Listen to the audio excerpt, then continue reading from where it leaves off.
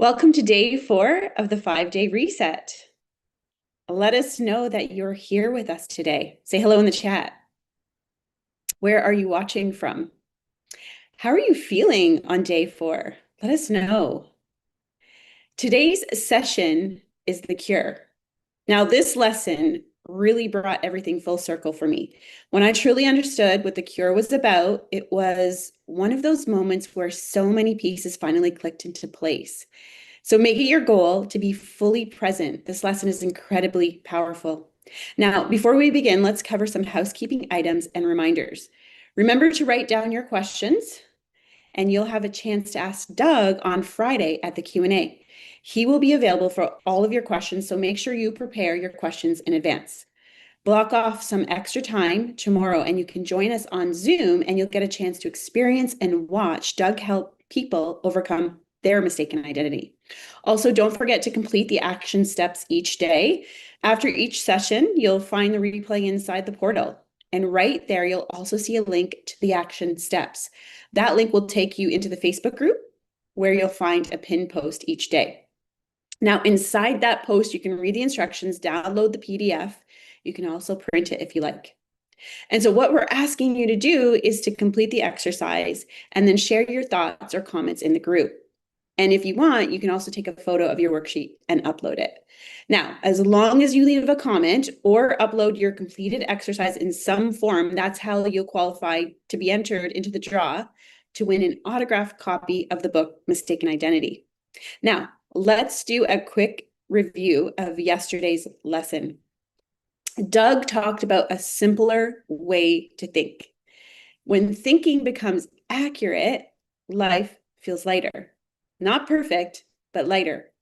You stop forcing, you stop searching everywhere, you stop doubting every step, and progress begins to feel natural. So today, Doug shares the remedy he discovered hiding in plain sight, one that doesn't require dredging up the past or forcing yourself to change. He will share learn, unlearn, relearn process that makes it possible. Now, this may be the remedy you've been searching for. Okay, so let's get started and bring Doug back on for day 4. Welcome back, Doug. How are you? I'm good, Nancy. How are you? Great. I Thank love you. this lesson. I feel like a doctor today, a surgeon maybe. All right, well, let's get started. I'm just looking at in YouTube here and seeing people from Germany, Shannon, my friend Wayne from Guelph. Hey, buddy, how are you? My brother. Um, Wayne, I was thinking about you the other week and about our beautiful lost friend Chris. Wayne, that's a story between Wayne and I, but who else is here? Stephanie, Karina, Sacred Night Rose Healing from Las Vegas in the house. Love it. All right, let's get going, shall we? Where do we begin? Well, let's just kind of begin with where we've been over these past few days. So over the last 3 days, basically in the three lessons and the action steps. Day one, I got you to take a look at the lessons, or pardon me, the lessons, the labels that you carry. We label ourselves as, this, that, or, I can't focus, I'm undisciplined, I'm lazy, I procrastinate, whatever these labels are, like name tags when you go to an event, they go, "Hi, my name is," and you write your name on the name tag. We have all these labels, and we had you look at those labels and how those labels actually made you feel, and how it was actually hindering your progress in terms of bettering your life and the lives around you, your people, your family, your children. And then day two, we looked at the explored the roles you feel pressured to play. So what you should be doing. One of the lessons in my book is called "Stop Shoulding on Yourself," and so we looked at what we think we should be doing and who we should be, and then day three, we yesterday we took a look at trying to find that what's that real one main problem, that one single belief that has shaped your life or is getting in your way. And so what I want you to remember and really take this point into today's lesson when I reveal what I call the cure. Um, the things that came up for you, whether you did the action step or not, I hope that you did, regardless of whether you shared it or not. That's completely up to you. But you could see from the people that did share in the Facebook group their experience of a bunch of this, what I call mental junk, that is resonant in their unconscious, your unconscious mind. And so when you take a look at that, it's no wonder people are having a hard time, or maybe, things are more challenging than they need to be, or more stressful, or more difficult than they need to be. But you got to understand, folks, you've got a bunch of things that are filed and cataloged away from years of collecting information and beliefs, et cetera, in your unconscious mind. Okay. And so over those 3 days, you saw something quite clearly if you did the exercise, or even just listening, it might have hit home just listening to the lesson, whether you were live or watching the replay. Those labels can feel true. Those roles that you have to play actually feel real, and the belief actually feels like fact, so much so that you actually think these are personality traits or part of your identity, when in fact they're just learned beliefs and learned habits and learned behaviors. But when you question it, when I got you to question it, and so I'm really good at asking really good questions. I can get to what's going on with you pretty quickly. It doesn't take me very long. I'm really, really good at that. And so I create good questions because I consider, if I'm trying to help you, I call myself like an earnest investigator. I'm a really good investigator. I really want to find out the facts and what's really, really going on. I really want to find out the facts and the evidence from the crime or the crimes. And so when you question it, something started to shift. So today is not about it's not about learning something new. Today is about releasing what you already see that may not be actually true. Okay. So let's talk about first off where you are right now. Just want you to think about, the three main areas of our life. Three main categories is our health, our relationships, and our prosperity, our financial situation. Okay, so those three main areas, and inside those three areas a bunch of other sort of subcategories. And so I want you to think about where you're at. If you're struggling, if you feel stuck, if you've tried everything and nothing seems to work, you're definitely not alone. That's for sure. When I was struggling and stuck, I was afraid to kind of tell anybody I was struggling and stuck. And so I definitely felt alone. And that's one thing we've done here. I even saw some people on YouTube feeling, hey, I feel like this is my tribe. And you've seen, and maybe you've been talking to some of the reset guys, you see them in the Facebook group. And we've really created this great community because I don't want people to be struggling and straining and striving and do it all by themselves. And so you're not alone. And you're not alone in how you're feeling or the struggles that you're facing. I know that place. I lived there. I lived there for a long time. And so the question is, why are you still struggling like I was after everything you've tried to do? I remember being on a call in Poland, and a person was on there, and um, they were dealing with a problem, and I said, "How long have you been dealing with this problem?" And they're about, I forget, they were around 50 years old or 45 years old, and it had been about 23 years they were dealing with this problem. So they were asking me if I could help them solve this problem, this fear, this gripping fear that was paralyzing them. And one of the questions I asked, I go, "What are all the different things you've done to address this?" And in fact, I got them to send me a message with a list. And then we got on a call. I called it a reset conversation. So I got on a call with her. Um, and 13 different things she had tried. I looked at the list. I go, oh my God. And I recognized most of them. Some I'd never heard of, but I recognized most of them. So maybe the real question isn't what's wrong with me or what's wrong with you. Maybe the question isn't what am I doing wrong? Maybe the better question is what's wrong with what I've been doing that hasn't worked? So have you thought of that? Have you considered maybe what you're doing is not going to work for you? Maybe that's the problem. And so for today, I want you to consider this. Maybe your way or the way you were taught hasn't worked. Maybe it's time to consider a different way. And so I call this lesson the cure. And it's I call it it's an unconventional cure. And I discovered the cure um, in a place, it was here the whole time. And so this, what I'm going to talk about today, this is not my cure, but I discovered the secret to all of my struggles and a cure for most of my problems. And it was here the whole time. And the reason I say it's unconventional is because, number one, it wasn't about trying harder. It wasn't about fixing myself. It wasn't about becoming someone new, and yet it was there the whole time.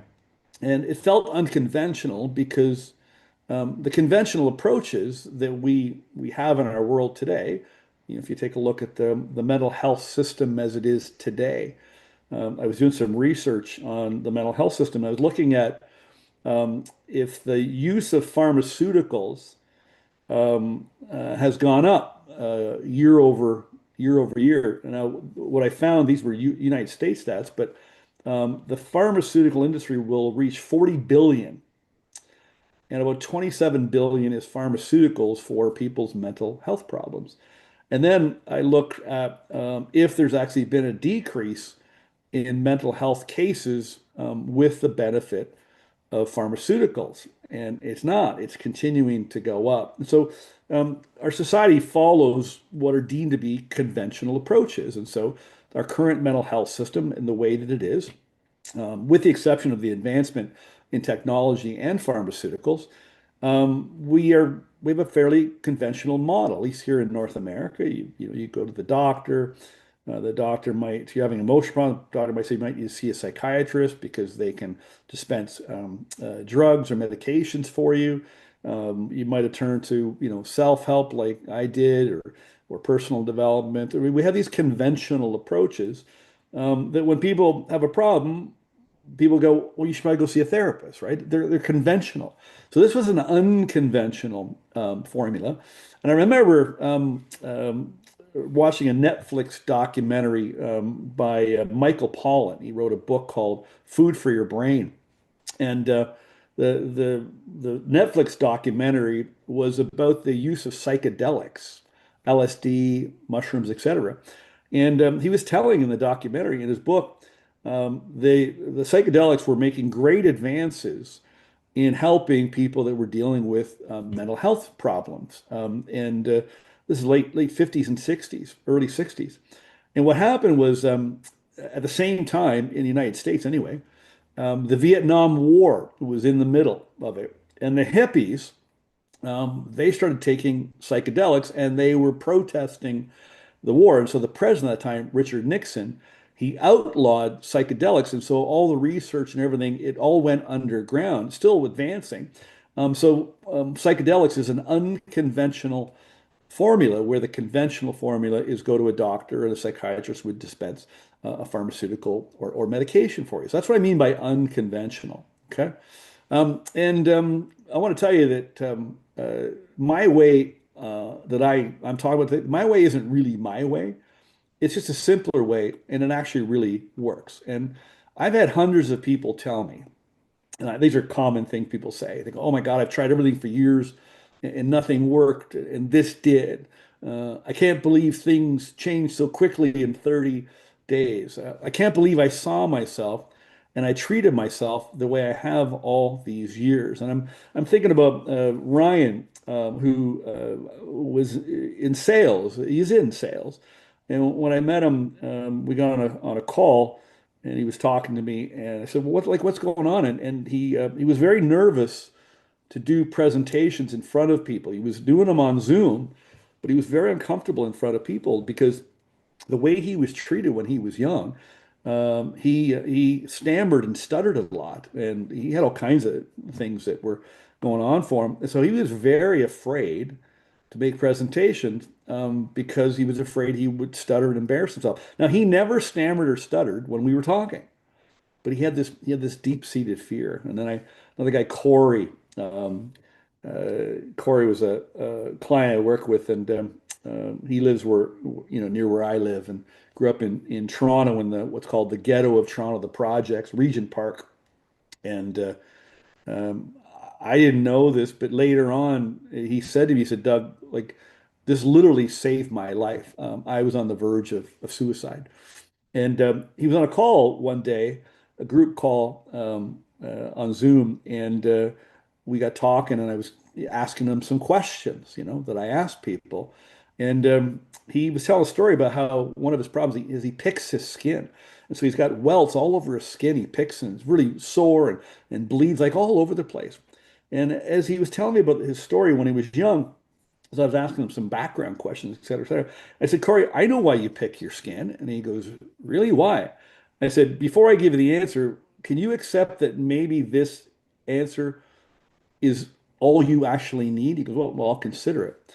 And so I said, Corey, the reason you pick your skin is because you were picked on when you were a kid. And Corey's face goes like this. And I just looked and I said, can you accept that that's how simple it is? He goes, I can accept that. And he hasn't picked his skin since. Another lady, Nikki, psychologist, very successful person, well educated in the mental health space as well. And she came to me and said, I don't know what it is, Doug. I feel like something's just missing. I feel like I've been missing something the whole time. And I've taken all kinds of courses and I got all kinds of certifications, but something still seems to be missing. And I said, Nikki, I don't think anything's missing, actually, but you think there is. And she was able to figure out that she was searching for something that wasn't even in there. She'd been searching and seeking for something that was wrong the whole time because she felt like something was wrong. And then lastly, I'm going to play a little video. I remember Ruth asking me, is it possible to change my views and beliefs so simply and so easily? So I want to play a little video of Ruth here because it kind of sets up the lesson today for the cure. So let me just bring this on. It's only about 5 minutes, but I think that you're going to enjoy this. So give me a moment to set this up here.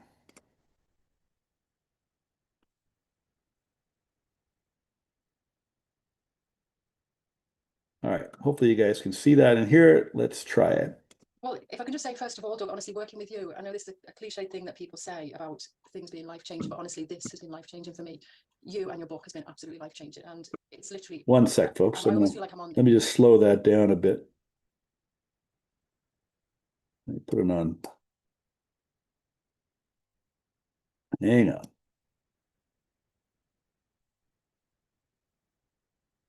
Let's try that again. Un momento.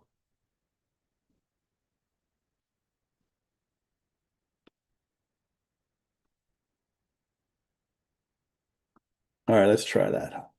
Well, if I can just say, first of all, Doug, honestly, working with you, I know this is a cliche thing that people say about things being life-changing, but honestly, this has been life-changing for me. You and your book has been absolutely life-changing. And it's literally, I almost feel like I'm on the crest of a wave that it's going so fast in such a positive way.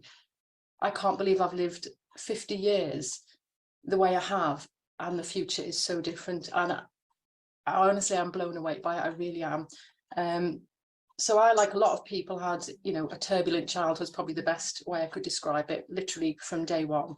I found out from when I was about late teens, something like that, that I came out of hospital after being born with injury. So that progressed right through my entire childhood till I left home when I was 18. And childhood, it's the foundation of your life. Everything is built from that point. So if your childhood is in any way distorted or skewed, or something happens in it, everything that is built from that is also distorted and skewed. So I went through early adulthood, right through literally up until a handful of weeks ago, thinking very distorted views about me, about people, about society. There was something wrong with me, and every action I took, it led to something else which wasn't quite right, which made it just sort of reaffirmed this belief of my absolute uselessness in life. And I remember one of the calls with you, Doug, it was in April this year. And I remember saying to you, I was obviously in a very, very low place. And I'm not ashamed to say this, I am in some ways, but I've attempted suicide many times. The last 2 times in the last few years, and they've been pretty serious attempts. And it astonishes me that I'm actually still alive. And I remember speaking to you saying, there is absolutely no hope for my future. I am literally, there's nothing. I don't know what to do. And I was at that place where I thought, there's nothing. I don't know how I'm going to carry on, even existing now. And you gave me an exercise to do at that point, and it was to do with the situation that I was sort of struggling with. And you said, think of that situation and how you want to deal with it. And I remember thinking, yeah, it's a good exercise. I'll do that. You know, it's not going to achieve anything, but I'll do it anyway. And I remember doing this exercise, and I wrote down, I sort of extended it from that. I wrote down sort of 5 things that about this particular situation, the way I dealt with it, and then 5 things how I wanted to deal with it. And I remember looking at this and thinking, well, you know, so what? I can't do it that way. I always do things this way. And as soon as I had that thought, I instantly thought, well, why can't I deal with it this way going forward? What's stopping me? And it almost became this like internal dialogue between me saying, no, you can't do it that way because this is how you deal with things. And this other person said, well, actually, of course you can do it this way. And the more this no side of me kept saying, no, you can't, the yes side of me said, well, yeah, you can. And it literally, every argument that I could put forward to why I couldn't change on that moment, at that moment, literally just disintegrated in an instant. And I remember thinking, is it this easy? Surely it can't be this easy to just change how you view everything. And I kept almost trying to convince myself, no, I can't possibly do this. I just can't. And then I thought, no, it's only going to be short term. And I thought, well, why does it have to be short term? If I feel this way now, and if something happens in the future and it kind of throws me off track, well, this is a place I'll start again from. This is day one. I don't need to remember anything of the past. None of those things in the past serve me in any way positively. So what is the point in even thinking about them? They're just memories. I don't want to have to think of them. And literally since then, which has probably been, like I say, middle of April, so 2 months or so now, everything has changed in an amazing way, literally, and nothing external has changed. You know, the issues, if you like, the situations are still there, but the way I deal with them. So literally now, oh God, I mean, I always create these 90-day plans, and I'm really good at doing them for work, and I stick to them. Personally, I just throw them out the window. I kind of do them a little bit, and then I fail on them, if you like. But now, it was so ridiculous that I was doing everything because I thought I have to do it this way. This is what other people do, and I stopped that sort of thought as well. So now everything I'm doing is what I really want to do. So I'm up at 4 o'clock every morning. I go to bed about 11 o'clock every night. I just do not stop, and I'm absolutely loving life. And I just wish I'd realised this years ago, but you know what? I'm so glad I've realised it now, because I'm glad I've realised it now at the age of 50, and I didn't realise it at the age of 70. So anybody who is in this place, today is day one, and that's what I want people to understand. It's been life-changing, really.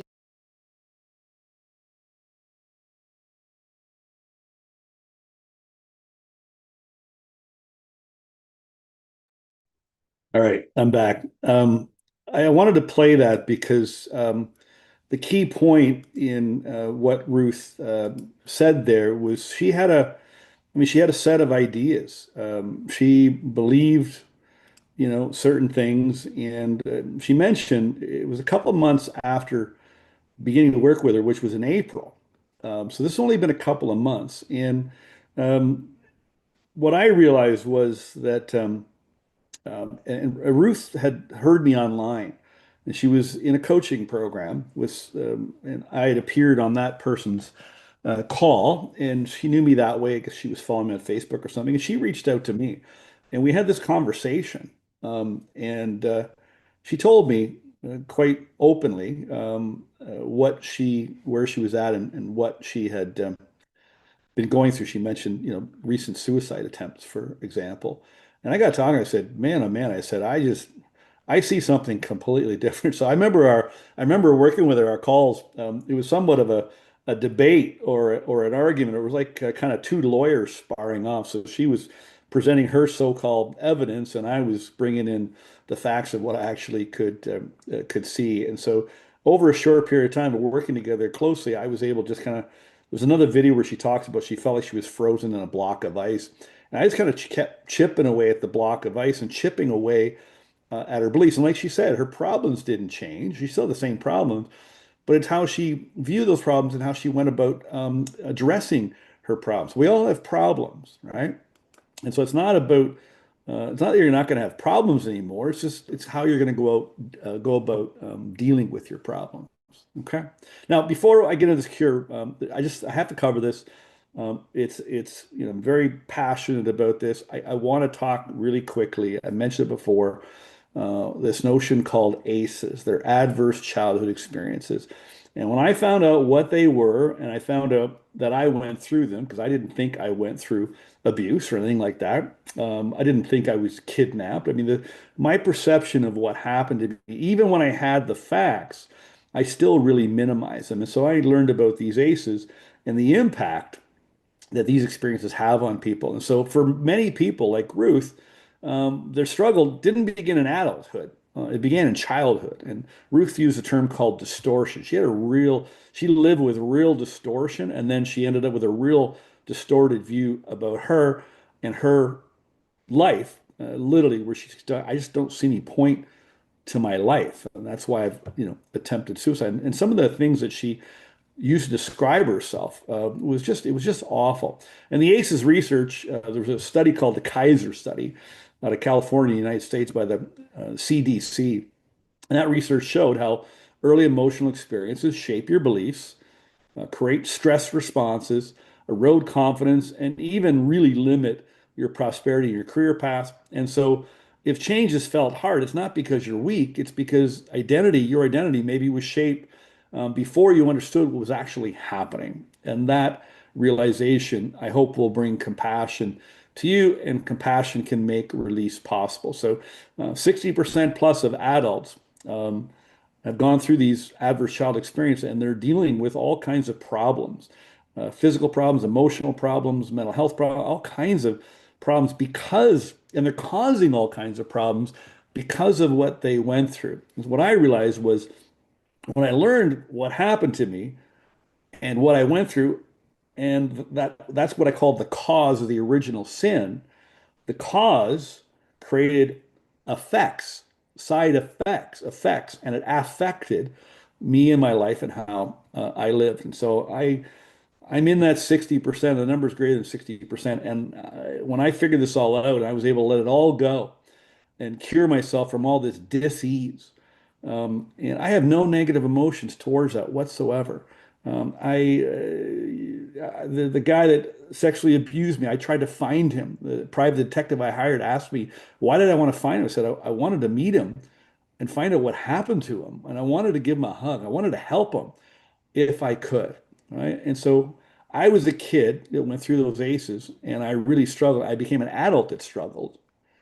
And then I became a father, and there's no way I am going to let my daughter grow up to be a kid that struggles and turns into an adult that struggles. And so, right now with these ACEs, it's probably on third generation now. In fact, I have a client of mine who runs a women's shelter for abused, battered women, and she was telling me one day that they're on the third generation of clients.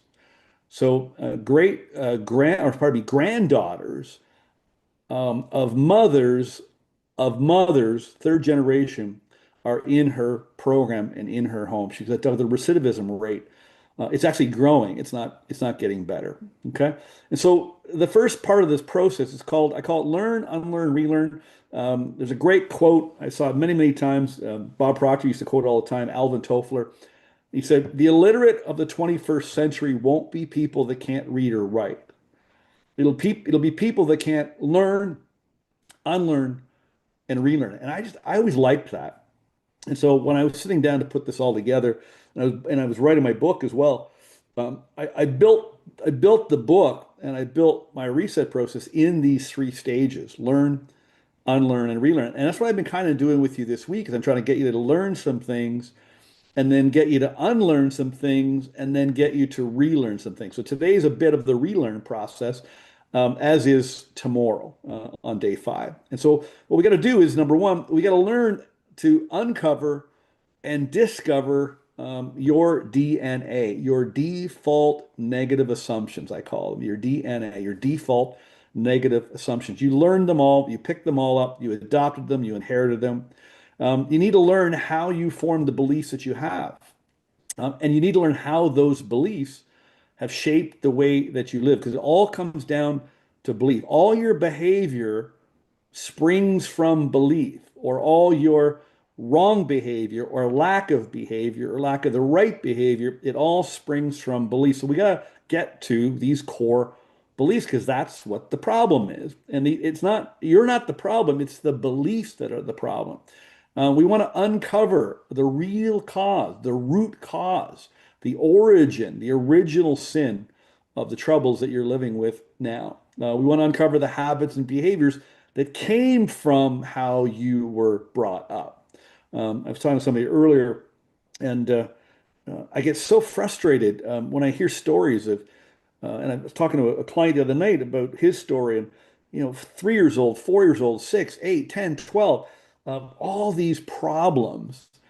And the problem is the way the parents handled his problems because he had a really terrible experience when he was young. And so now, people, me, you, others are living with the side effects, and that's why you don't feel good.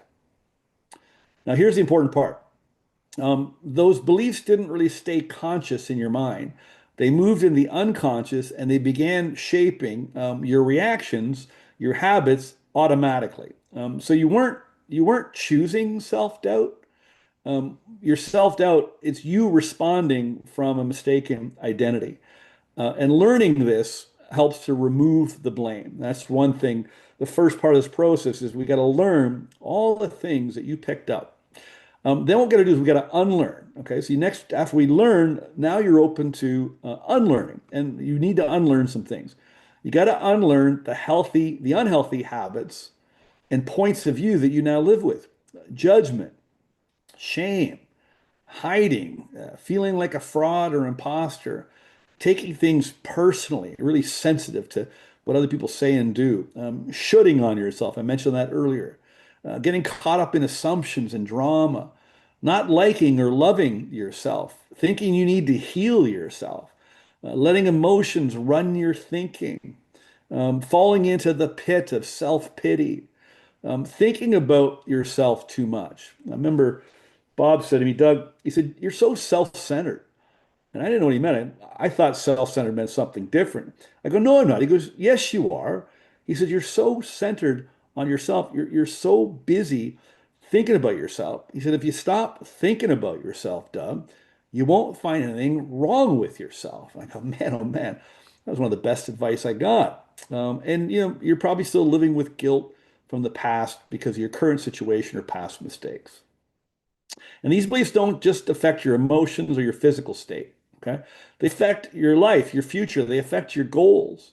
Because if your identity says, "I'm not enough," or "I'm not good enough," or "smart enough," or "I don't deserve this," then your mind from that point creates the hesitation, the avoidance, the procrastination, or self-sabotage, okay? So you're not a procrastinator, all right?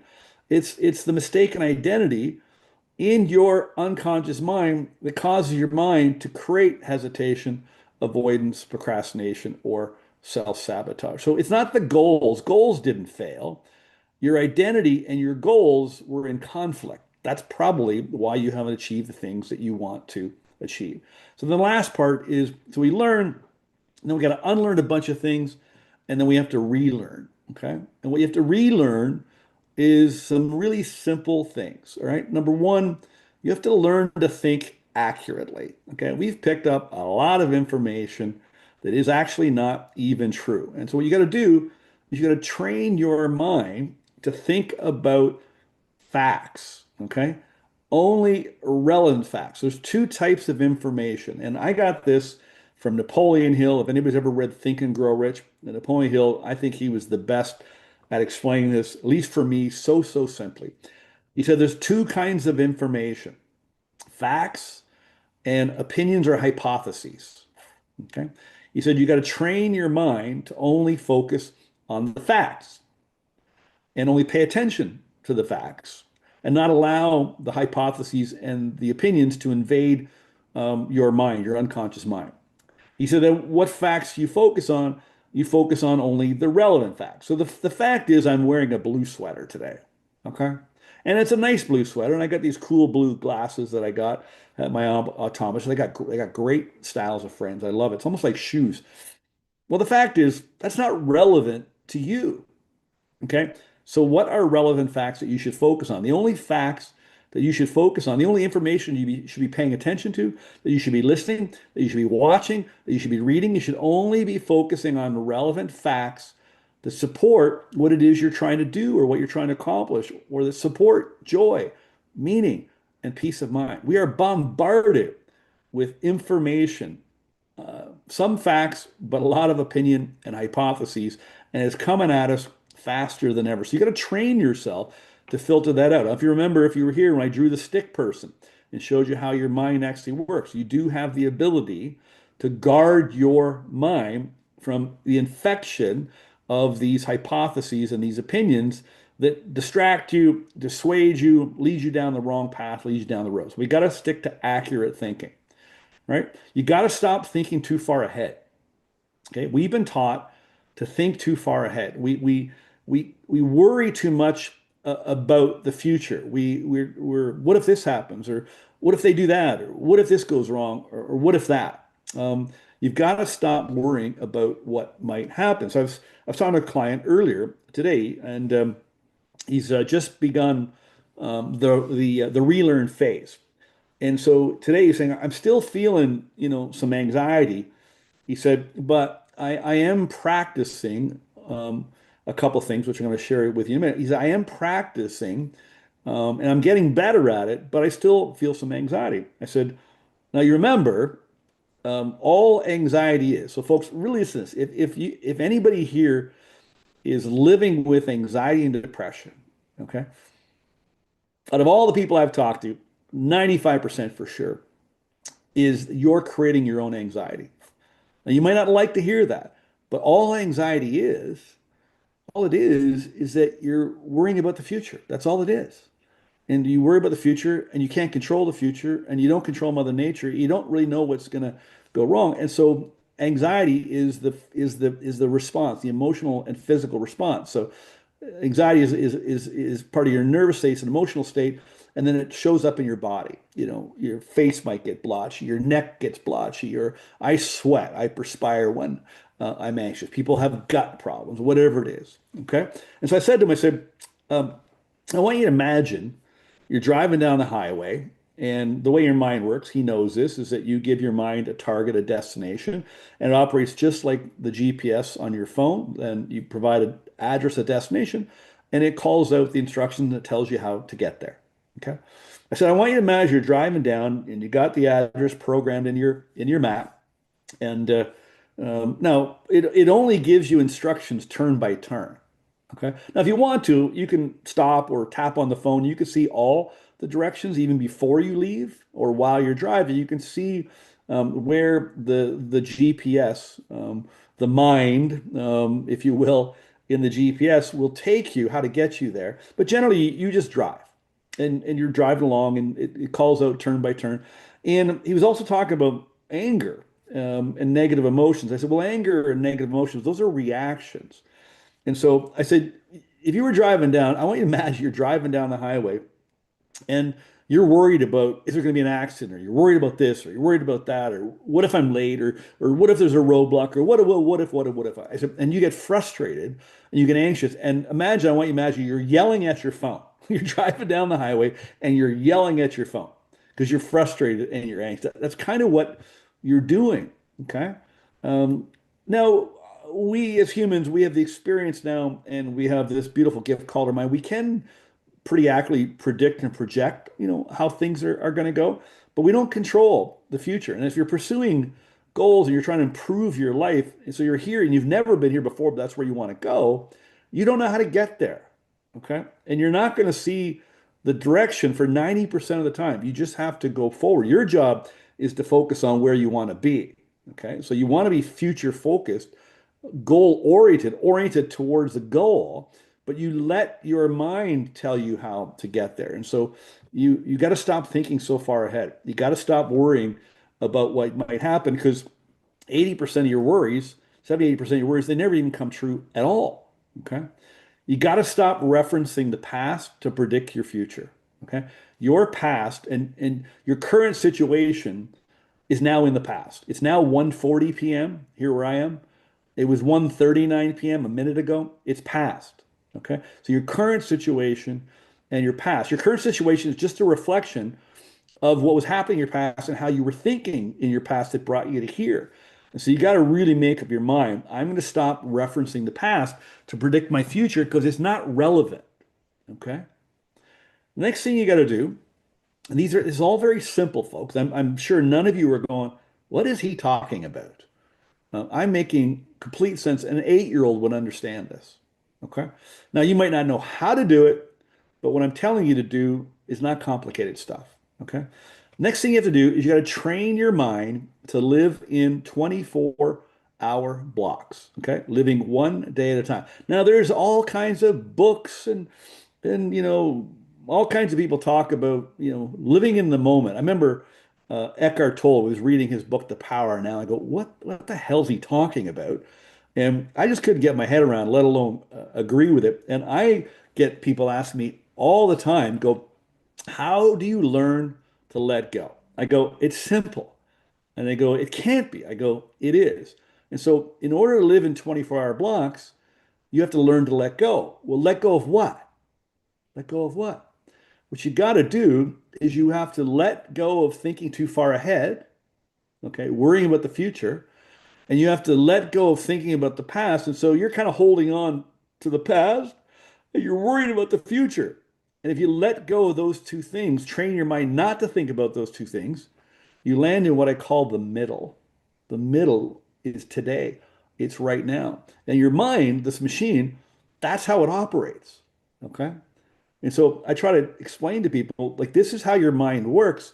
You're not operating it properly. And because you're not operating it properly, you're causing yourself problems, anxiety, stress, burnout, negative emotions, right? You wouldn't.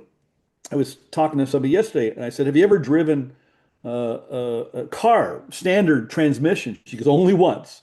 She's about my age, a little younger than me. And we were laughing about when she first drove a car with a standard transmission, grinding the gears. And so when I was talking to her yesterday, I said, you're not operating your machine properly because she still is, anxious about certain things. So we were exploring why she's still anxious about these things, and we were able to discover the cause of that. And now she's aware of that, and now she can train herself not to think that way. You also have to let go of your point of you and your story. Okay, so if you don't feel good, if you don't feel good in your heart and your mind and your body, okay, if you don't like yourself, if you have negative views of yourself, okay, what we've got to do is we've got to change your point of view on the story. Okay, so it's very difficult to change your point of view on you. But if you change your point of view on the story, because you're the character in the story, your point of view changes about you. Okay, so like for me, I believe God made me. That's what I believe. And I believe God made me go through that difficult childhood and all the resulting pain and suffering and all the mistakes and all the problems and all the things I've endured over most of my life. I really believe he made me do that, made me go through that because he made me so I can teach other people how to break free and how to get out of that. And I'm living proof and I'm just on a mission to free as many people as I can. Okay. And so you got to learn to let go of your point of view on you. And then that helps you let go of your story. And then lastly, two things, and my client mentioned them. He goes, I'm learning to apply intellectual objectivity and emotional neutrality. All right. And so we've been taught to live through our emotions. Terrible place to think from. Okay. Most people let their emotions run their thinking. All right. Your mind, your rational mind, Your mind is a logical machine, okay? It's not emotional, all right? You carry emotions in your unconscious in your physical body, okay? But your rational mind is the control knob on your unconscious mind. And two rules you have to follow is you have to use your intellect, you have to be rational, intellectual, and be objective and emotionally neutral about your situation or other things that you see. Now, we were laughing about anger because I don't get angry because I made a rule up for myself. I have these what I call personal standards, and I made a personal standard. I go, I refuse to experience negative emotions. I refuse it. Now, do I? Of course I do, right? I'm human, but I have a standard. I go, I just refuse to experience negative emotion. I refuse to get angry. And I have people, they get angry with me that I don't get angry. And they go, you should be angry. I go, I don't think so. Why? And they'll tell me why. I said, oh, hey, listen, I agree with you that that's wrong. I agree with you that something should be done about it, but I'm not going to get angry about it. I might get passionate about it. I might, muster up some indignation to move me into action. But I just don't, I just decided I want to live with calmness of mind. And I read a beautiful essay by James Allen, right? Calmness of mind is one of the beautiful jewels of wisdom. It's the result of long and patient effort in self-control. And so if you're looking for peace of mind, you got to learn to control your mind and direct your mind properly and direct it and use it properly because you are the operator of this machine. Okay? And so when your thinking becomes accurate, life feels lighter, not perfect, but lighter. And lighter thinking creates clearer action. And so I always tell people, I say, listen, don't try to solve your problems if you're feeling lousy. Okay. Go do something to make yourself feel better, but do not think about your problems. Don't try to solve your problems. Don't talk about your problems. Just go rest your body or revive your body. Take a nap, watch a movie, go for a walk, put on some music, whatever you need to do to just let your body and your emotions kind of calm down before you go about solving your problems. Now, I know what you're thinking right now. I don't know if anybody's typed in the chat yet. I wonder if anybody has. But what I hear from people when I first start talking to them, they go, oh, Doug, yeah, easier said than done. Easier said than done. And I used to say that. No, you don't understand. Easier said than done. No, you don't understand. I used to say that to Bob Prock. No, Bob, you don't understand. He'd go, well, really? Okay. Well, Doug, it's so simple. It's so easy to understand, but yet you're making it so complicated. And so when people say easier said than done, I smile. I go, no, actually, it's easier done than said. And that's what I try to teach people to do. Okay. So what if though? What if what I'm saying is as simple as I'm saying it? Um, what have you got to lose? And I always ask people when I'm talking to them, I go, um, does this sound like, how does this make you feel? So let me ask you a question, folks. I want you to think about how you were feeling before you came on, okay, the call. And I want you to think about how you're feeling now. Just type in the chat. Um, are you feeling better?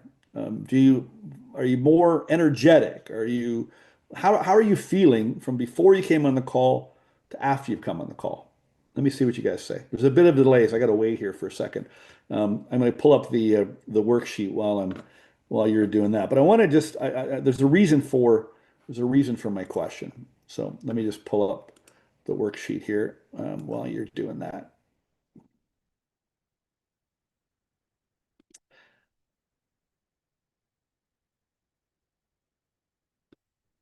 All right, hopefully you guys can see that. Jane, I know Jane, feeling worse. I know why you're feeling worse, Jane. Um, Feeling lighter, fuller, better. What else? I still feel emotional pain and strain, but thinking too. Yeah, that's okay. We could have a little chat. Feeling somewhat better, I think. Better, lighter, cleared up. Okay. So what's going on here is the people that feel a little bit lighter, a little bit better, is because your unconscious mind is open. Okay. If you think of that stick person drawing, again, you got your rational mind where you take in all your information through your senses, so you're watching and hearing, right? Okay. And what I've been doing is I've been actually I've been bypassing your logical mind and I've been dropping ideas into your unconscious mind.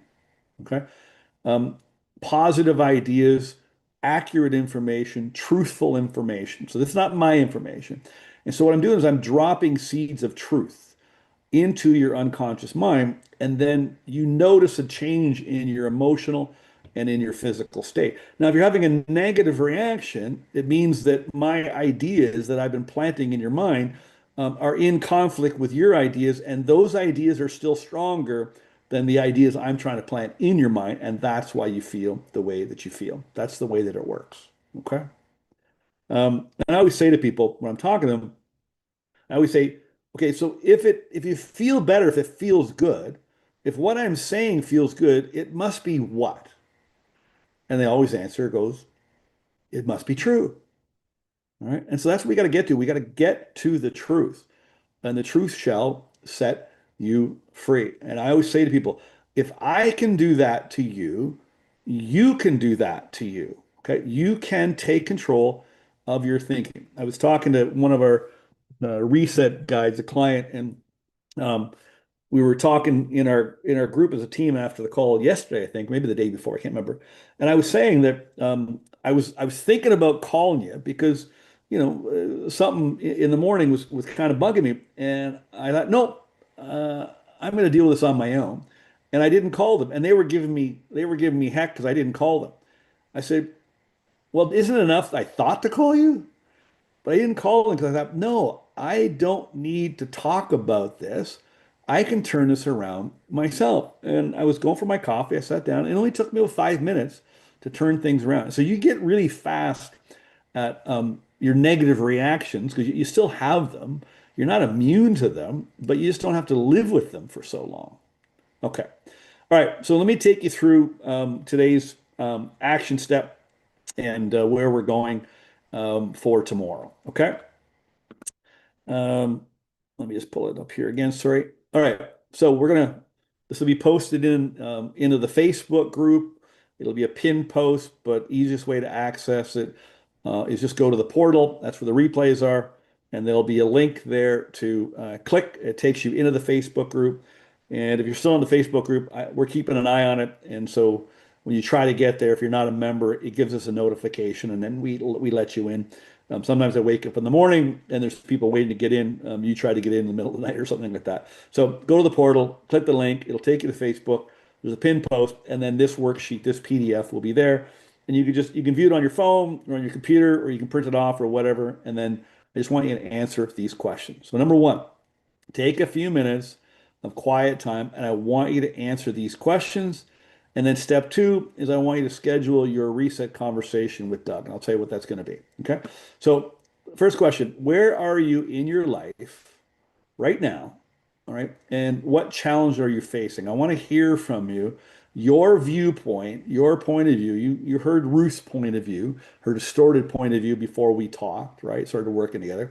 Where are you in your life and what challenges are you facing in your opinion? Okay. Your view of your problems in your life and you. Okay. Second thing I want you is I want you to explore where do you want to go? Where do you want to go? What are some of the problems that you'd like to solve in your life? What are your goals, or what do you want your life to be look like? So I want you to look ahead, right? And I said, if I got rid of this problem, I could do this. Man, that would really bring me joy and peace of mind, and I would feel good about myself and feel good about my life. So explore where you want to go. And the third question is, what do you think is getting in your way?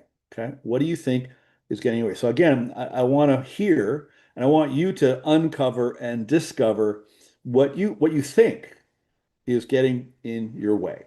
Okay. So that's the worksheet, and it's a PDF, so you can actually just click the link here, and you can um, go right over to my calendar and you can book it from here. Okay, we'll also put the link to my calendar on the portal. We'll put it in the WhatsApp, and we're going to put it into into the Facebook group as well. Okay, so that's the worksheet. All right, so here's what I want to do.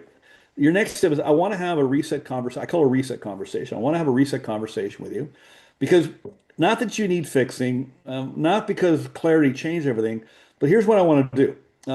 I want to talk about where you're at in your life and the challenges that you're facing.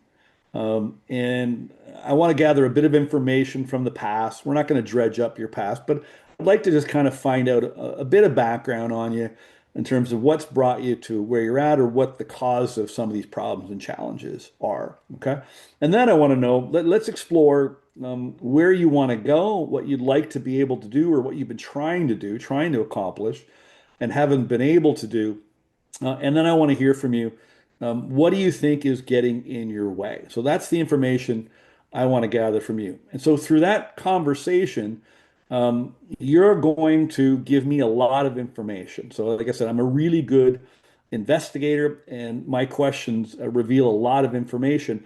And I don't need a whole lot of information because the information you're going to provide, there's basically themes to your past, right? There's themes to your problems. So I don't have to hear 10 stories or 10 situations. One or two situations will probably show me, reveal to me the theme. And so the last thing we're going to do after we have a conversation and you answer some of my questions, then together what I'm going to do is we'll uncover what part of your mistaken identity may be causing you the problems. I'm going to identify what in your mistaken identity is actually causing your problems, getting in your way, hindering your progress, and causing you, whether it's emotional pain, physical pain, financial pain, whatever it is. So I want to find out where you're at, what are some of the problems you're dealing with, what do you want to do, where are you trying to get to, and what do you think's been getting in the way? And also, I want to know what are some of the things that you've tried to do, because that reveals a lot of information to me as well. When I kind of find out all the different things you've tried to do to solve this problem, then that gathers a lot of information for me as well. And so I really think people are basically misdiagnosed. I think they're misdiagnosing themselves. I think been misdiagnosed by others. I think that opinions from other people could be a misdiagnosis. You could be online watching something. I know young people today. My daughter went through it, Googling stuff and looking online for information to assess their mental well-being and their mental health problems. And so I just think you've probably done the wrong things, or you've been misdiagnosed or misdiagnosed yourself. And so I'm going to find out. I will find out what's really going on, and I'll show it to you. And then from there, I'll give you some directions of what I think you should do and what I think you shouldn't do. I'm just going to drop that link into the chat here. If you want that, you can get it there, book it there, or you can, again, check your follow-up email or check the WhatsApp or check the portal. Okay. All right. So let's talk about tomorrow. Okay. And if I were you, I would book quickly. There's a lot of people here. There's a lot of people that are watching the replay. So book that as quick as you can. All right. Tomorrow. So today was about letting go. Okay. Letting go of labels, letting go of roles, letting go of beliefs that felt true. And I talked to you about this notion of thinking the right way, not worrying too much in the future, definitely not looking at the past. Really learn the art of letting go and living in the now. And how you do that is with accurate thinking and not thinking about the future and not thinking about the past. And if you can just train yourself to live in 24-hour blocks, and like my client earlier, he said, I'm practicing. I said, that's right, you're practicing. Like a doctor practices medicine, a lawyer practices the law, right? An athlete practices their sport. It's learning the skills and learning how to operate this machine properly. It's very simple. It's not difficult rules. Anybody can learn it, even a 10-year-old. Okay. And then practice operating correctly and thinking accurately. Okay. And so when you release all this stuff that isn't you, something really powerful starts to happen. You might begin to wonder, if I'm not those labels, if I'm not those fears, if I'm not those beliefs, then who am I? So I saw that this week in the chat here. um, and in your homework, etc. I hear it all the time. I said, now I don't know who I am. Well, it's not about figuring out who you are. It's about figuring out who you're not. And when we figure out who you're not, then you're left with who you are. That's way easier. Okay. And so tomorrow we're going to step into that question. Tomorrow is called Who Do You Think You Are? And you may have maybe spent years trying to become someone, but tomorrow I'm going to show you to stop striving, stop straining, and finally begin to see who you already are. And I'm going to take you through a really powerful process, an exercise that reconnects you to your purpose, your calling, and your true identity. And so you're going to feel grounded, you're going to feel way more confident, and clear about what's possible when you truly believe in yourself. Okay? So I'll see you tomorrow, and Rad's going to wrap it up for us. Thank you.